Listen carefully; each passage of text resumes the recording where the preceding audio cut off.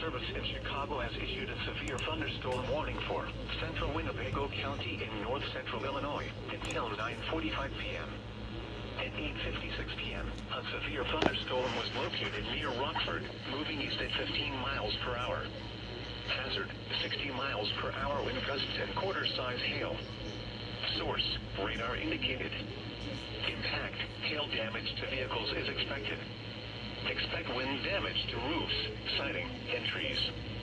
Locations impacted include Rockford, Loves Park, McChesney Park, Cherry Valley, and Winnebago, including the following Interstate 90 between mile markers 8 and 15.